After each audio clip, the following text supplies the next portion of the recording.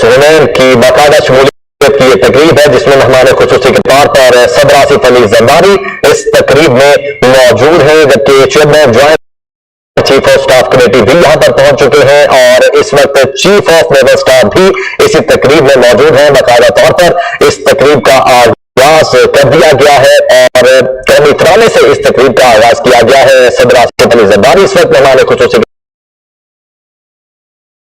के तौर पर यहां पर मौजूद है। पीएनएस बाबर और पीएनएस सुनैन पाकिस्तान की बहरिया के लिए आज यकीनी तौर पर एक बहुत अहम दिन है और जंगे दिफा यौम दिफा के दिन पर ही इस तकरीब का एहतमाम किया गया है।